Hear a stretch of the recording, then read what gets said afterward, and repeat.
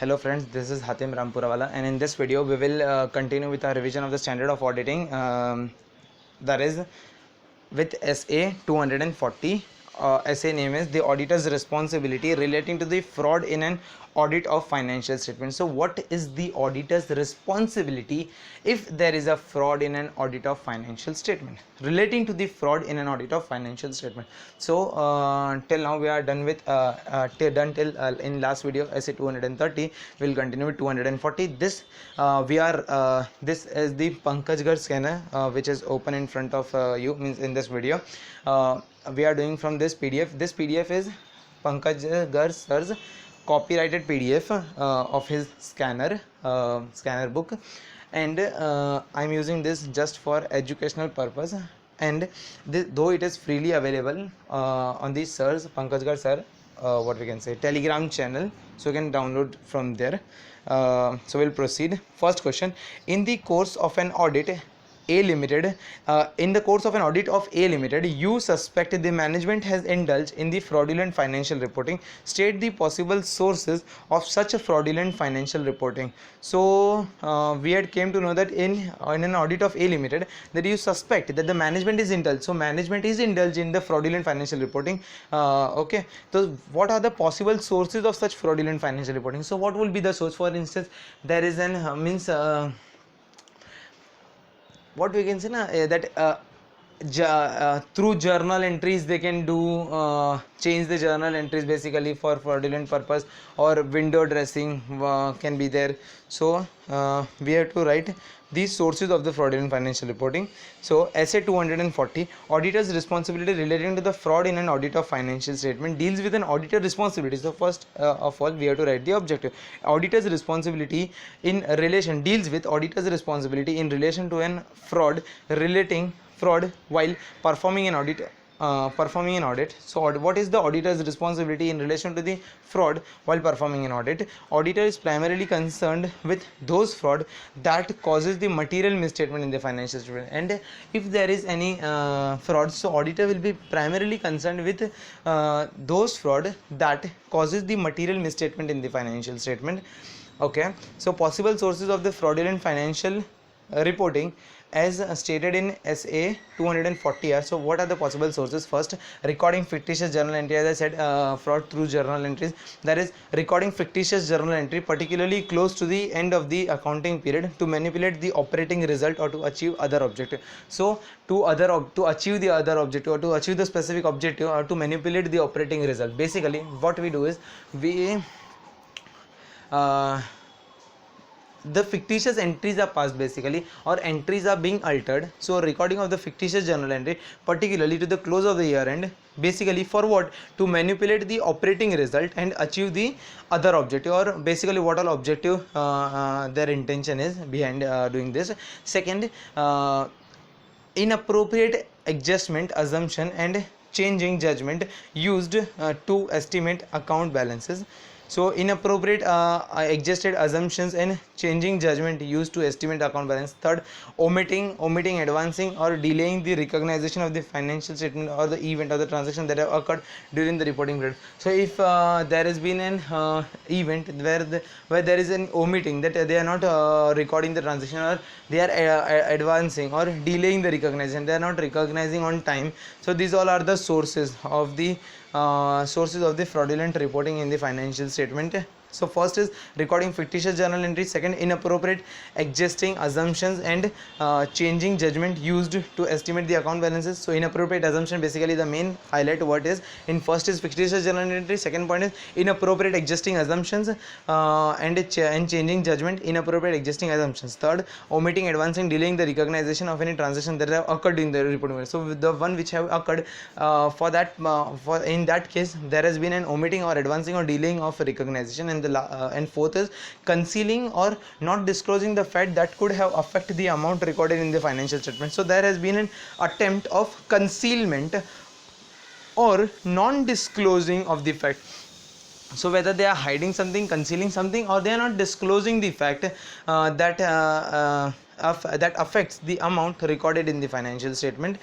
Then engaging in the complex transaction that are structured to that are structured to misrepresent the financial position or the financial performance of an entity. So engaging in a complex transaction, so through complex transaction, basically the management is trying to commit or to involve in a fraud, basically, or to commit a fraud. So engaging in a complex transaction that are structured to misrepresent the financial position, that will misrepresent the financial position and performance. So first is learn it along with me in this video itself. So first, sources, recording fictitious journal entry. Second point is inappropriate assumptions, existing assumptions. Third, advancing, omitting, advancing, delaying the delaying the, what we can say, what we are delaying the, where it is here, delaying the recognition in the financial statement that have occurred during the period. So we are delaying the recognition of any transaction, or omitting or not recording or advancing with the transaction. Then we are concealing or not disclosing the facts that affects the amount recorded in the financial statement. So the one transaction we are not, that we are concealing or not disclosing. Then engaging in a complex transaction, and last is altering records and the terms related to the significant and unusual transaction. So there has been an attempt to alter the records, altering the records and the term related to the significant. So the one records related to the significant and unusual transactions, so they are significant, they are unusual transaction, and there has been alteration in that. So alteration of any record of the significant or unusual transaction. Okay, so we are done with this first question. Okay, my god, it took 6 minutes. How much question are there in this? 1 2 3 4 5 6 7 8, my goodness, 9. Okay, just 9. So till now we are done with one. Basically it is very simple essay, though there are 9 sums. So we are done with question number 1. Second, you are appointed as an auditor of the Global Limited. Explain the risk factors relating to the misstatement arising from the misappropriation of an asset. So we have to write the risk factors which arises relating to the misstatement arising from the misappropriation of an asset. Wait a second. So what this question has basically asked is that you are required to state the risk factor relating to the misstatement arising from the misappropriation of an assets. So the answer, risk factor relating to the misappropriation arising from the misstatement arising from the misappropriation of an assets. So essay 240, it is the auditor's responsibility relating to the fraud in an audit of financial statement that deals with an auditor. This essay deals with that auditor responsibility in relation to the fraud while performing an audit. So while performing an audit, basically what is the responsibility of an auditor? Accordingly, various risk factors that relates to the misstatement arising from the misappropriation of an assets are classified according to the below mentioned condition generally present when the fraud exists. So it depends on the various mentioned condition which exist, which generally prevails at the time when the fraud exists. So the risk factor are: first, incentive or the pressure to commit the fraud. So there is some incentive for committing a fraud, or where there is some pressure to commit the fraud. So this is the risk factor. First, that asks the same thing, that we have to list down the risk factor relating to the misstatement arising from the misappropriation of an asset. So first, incentive or the pressure to commit the fraud. It may exist when the management is under pressure from source outside or inside the entity to achieve an expected earning target or and financial outcome. So it is under pressure to achieve some target, financial expected earnings, or the target or financial outcome they have to achieve. So there is a pressure from either outside the entity or inside the entity. So first point is done. Second, perceived opportunity to do so. So whether there is any opportunity in doing so, whether there is any opportunity in committing fraud, basically. So it states that it may exist when an individual believes internal control can be overridden, or for example, because the individual is in the position of trust or has the knowledge of specific weaknesses in the internal control. So for instance, there is one individual basically at the top management who has the opportunity. So how the opportunity can arrive basically is that he has the control over the internal, he has the power, that is he has the control over the internal control system. Or we can say that, for example, they have given that because the individual is in possession of the trust or has knowledge of specific weaknesses in the internal control. So due to the weaknesses in the internal control, that person has an opportunity to commit the fraud. So first we have seen that the incentive. So what are the risk factor? Incentive to commit the fraud. There is incentive, there is some earnings, expected earning on the financial result in committing such fraud. Second, perceived opportunity, that person has an opportunity in committing fraud, that is that person is in such a position that has power or has knowledge of a specific weaknesses in the internal control, so by that he can commit the fraud. Third is rationalization of the act. What it says, that an individual may be able to rationalize committing a fraudulent act, may be rationalized committing a fraud. So it is rational for him for committing a fraud, it is not irrational. For instance, for a normal individual, fraud is an irrational activity, irrational thing, but for that individual who is basically only committing fraud or always intend to commit such things, rather than what we can say, let it be at top management or at ground level, but if that person, so that only they have given that individual may be able to rationalize committing a fraud act. Some individual possess an attitude, character or set of an ethical values. As I said, that person basically, for that person it is rational, it is okay to commit a fraud basically. So some individual possess an attitude, character or set of an ethical value that allow them knowingly or intentionally to commit a fraud, intentionally commit a dishonest act. So they basically they have character, attitude that allow them knowingly, they know that this is a fraud, knowingly, intentionally to commit and dishonest act. However, even otherwise honest individual can commit fraud in an environment that poses an insignificant pressure on them. So for an what we can say, for such a person who for whom the committing of fraud is a rational activity, rational act, but the other person, that is an honest individual, can also commit a fraud due to some pressure or as we discussed, that due to some pressure or incentive or perceived opportunity to do so. So in case a dishonest person also can commit fraud, even an honest person can commit a fraud. So they are given just three basic points. They are much simple. First is incentive and pressure, the risk factor. Second, perceived opportunity to do so, and third, rationalization of the act. You can simply write the explanation in your own words also, and even this wordings of the which is given by the ICAI is also very simple and basic, it's in itself. So we will move on to the next question. Explain the brief duties and the responsibility of an auditor in case of the material misstatement relating to the management fraud. So we have to state down that what is the auditor's responsibility in case of material misstatement. So if an auditor has if certain facts came to the knowledge of an auditor that are materially misstated, so what is the auditor's responsibility in that case?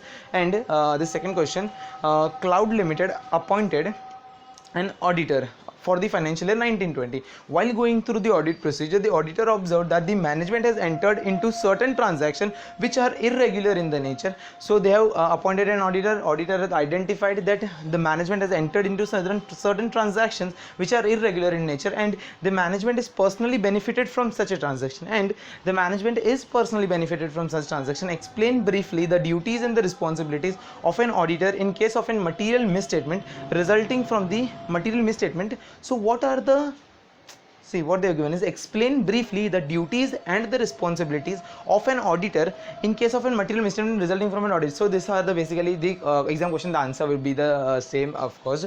So in first they have directly given. In second question, that is, they have made a case study and given, and they have asked that what is the duty and the responsibility of an auditor. Third question, fraud can be committed by the management overriding controls using such techniques as engaging in complex transactions that are structured to misrepresent the financial position. So they commit the fraud in a way it's structured that to misrepresent the financial position, to misrepresent basically the financial position or the financial performance of an entity. In view of the above mentioned circumstances of the management fraud, explain briefly the duties. So in this view, we have to explain basically the responsibility of an auditor in case of a material misstatement resulting from such management fraud. So what is the auditor's responsibility in such case, in such material misstatement relating to the management fraud? Okay, and they have basically given, specifically given, misstatement resulting from management fraud.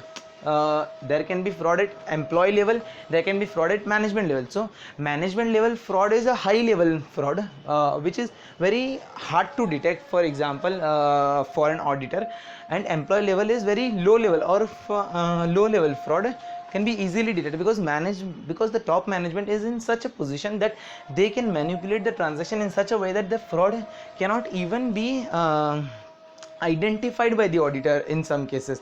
Okay, so we have to basically state the answer, just give the answer, that what is the duty of an auditor in case of a material misstatement resulting from the management fraud.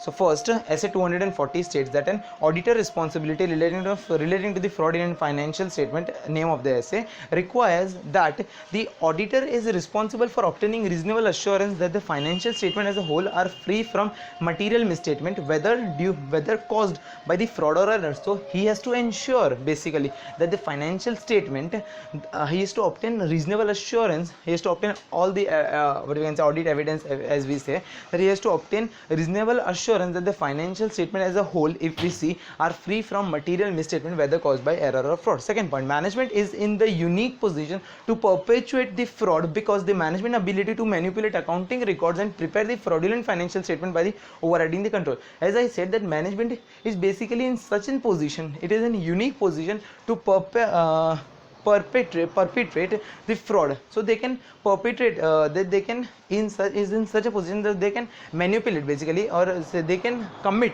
the fraud because the management ability to manipulate the accounting records. So they have ultimate control over the accounting system as well. So the entries, the journal entries, the fictitious journal entry done by the permission basically of the top management, by the lower level management, so that at the end control is in the hands of the management. That what they are given is that management ability to manipulate the accounting records and prepare the fraudulent financial statement. And if they manipulate the accounting record, so there the financial statement presented will be a fraudulent, basically a fraudulent financial statement, by overriding the controls, and this all they do by overriding the controls. Then third is when obtaining a reasonable assurance or auditor. So these are the duties basically, that not second one is not a duty, second one is they have just stated that management is in such a position to perpetrate the fraud because management has the ability to manipulate the accounting transactions. So basically they can manipulate the accounting transaction and they can prepare the fraudulent financial statement by overriding the controls. Now when obtaining a reasonable assurance, auditor is responsible for maintaining an attitude of professional skepticism throughout the audit. So while performing an audit, auditor should have an attitude that he should be maintaining an attitude of professional skepticism, that is questioning mind, so that he can identify each and every transaction, or each and every what we can say, basically transaction itself, that how these has, if how that transaction basically has been routed through. Okay, so he should maintain the professional skepticism throughout the audit. Papa na mummy na ja. Governance. Then if the condition caused the auditor to believe that the document may not be authentic, and if there are some circumstances, some evidence in hand of the auditor that states that if a condition caused an auditor to believe, so that condition caused the auditor to believe that the document may not be authentic, or that the term in the document have been modified, the auditor shall investigate further. So if he found any suspicious in obtaining an evidence or in any document, then auditor shall investigate further. Where the responses to the inquiry of the management and TCWG are inconsistent, the auditor shall investigate the inconsistency. And also where the responses of the inquiry of the management, so they have obtained the responses of the inquiry from the management, they have obtained the responses of the inquiries from the TCWG, and if there is an inconsistency between the management and the TCWG, they should investigate further. Then as section and and this is the basic point while writing the answer, this 2 point, that is section 143.12 reference we have to always give almost basically in every fraud answer, that is relating to essay 240, where to write this point as it is, not as it is, but we have to give this reference of SF 143.12 and also of reference of clause 10 of CARO 2016. Okay, so this 2 point will be compulsory for every answer of the fraud. And now first actually we will revise and then we'll go read that 2 point. So what they have asked in this question is that we have to basically state the duties and the responsibility of an auditor in case of a misstatement resulting from the management fraud. Okay, so now what all we studied we'll quickly revise in this answer. That essay 240, first we have written the name of the essay, then this essay requires an auditor's responsibility to obtain a reasonable assurance that the financial statement as a whole are free from material misstatement whether caused by fraud or error. Then they have just given a second point, that management is in such a position that they can perpetrate the fraud because the management ability to manipulate the accounting records and prepare the fraudulent financial statement by overriding the controls. So they have basically all the controls that they can manipulate the accounting records, prepare fraudulent financial statement. They can manipulate the records as well, they can manipulate and prepare the fraudulent financial statement as well by overriding the controls. Okay, this is also a basic point. Now what is the responsibility we have seen in point C, D, E and F basically. So in C they have given is that he should obtain assurance, first of all he should maintain an attitude of professional skepticism throughout the audit. In D point they have given that auditor should recognize the possibility of that the material misstatement due to the fraud could exist notwithstanding his past experience and honesty integrity. So even if an auditor has a good experience, good past experience with the management, but at a later stage there can be some benefit or there can be some event that would have arisen that would have caused the management to commit the fraud. So he should not stick to the that intention or that thought that that this management, the one management of the company is good management basically.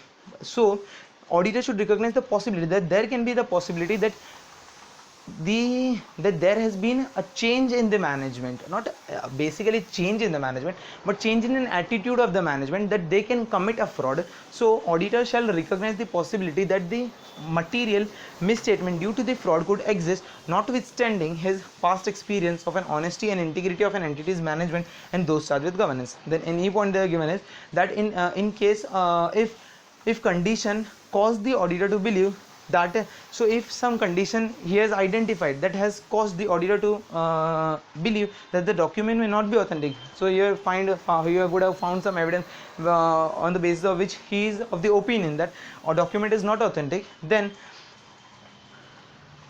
or the terms in the document have modified, so document is not authentic, the terms of the documents are modified, so he should investigate further. So he should basically have the professional maintain professional skepticism. Then if any discrepancy found, he should investigate further that whether there is any change in terms, whether there is any change in the documents, that whether documents have been modified, terms and documents have been modified, so he should investigate further. And if there is any inconsistency between the inquiries of the management and the TCWG, the auditor shall investigate that inconsistency. Now this point 143 subsection 12 of the Companies Act requires that if the auditor, this is the very basic simple point of the Companies Act basically, requires that if an auditor of the company, if an auditor of a company in the course of performance of his duty as an auditor, so in course of performance of his duty as an auditor has reasons to believe that the offences of the fraud involving such an amount as may be prescribed is or has been committed, so whether there have been any fraud relating to certain amount has been committed by the company or its officer or employee, committed in the company by its officer or employee. So who have committed? Officer or employee have committed. The auditor shall report the matter to the central government within such a time and in such a manner as may be prescribed. For this purpose, Rule 13 of CAAR prescribes the amount of 1 crore or more. So if there is any fraud in relation to the financial statement basically, fraudulent financial reporting, and that relates to an amount of 1 crore or more, then he should report to the central government. And para 310 of CARO 2016 also requires the company auditor to report whether any fraud by the company or any fraud on the company by its officer or the employee has been committed. So this clause also states that whether there is any fraud which on the company by its officer or employee has been noticed or reported during the year, and if there is any fraud, if yes, so what the auditor should report the nature and the amount involved is to be indicated. The nature he should indicate of the fraud, and the amount involved is to be indicated. This was also much basic question. So till now we are done. See, I will quickly go through, take you to what we have done. In first they have asked the fraudulent sources of such fraudulent reporting. So we had discussed this: fictitious journality, inappropriate assumptions, then omit advancing or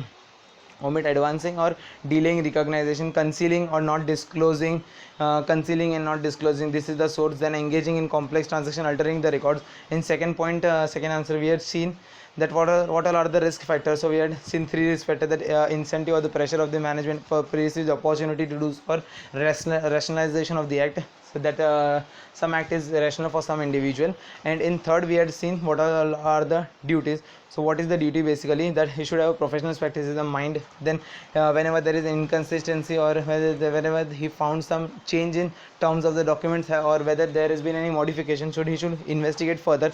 And wherever any inquiries, responses to the inquiries are inconsistency in the inquiry of the management and TCWG, he should investigate further. And then last, we have seen this 2.14312 reference: if it is fraud is more than 1 crore, we should report to the CG, and clause 10 of CARO, if there is any fraud, basically if yes, the nature and the amount involved we have to indicate.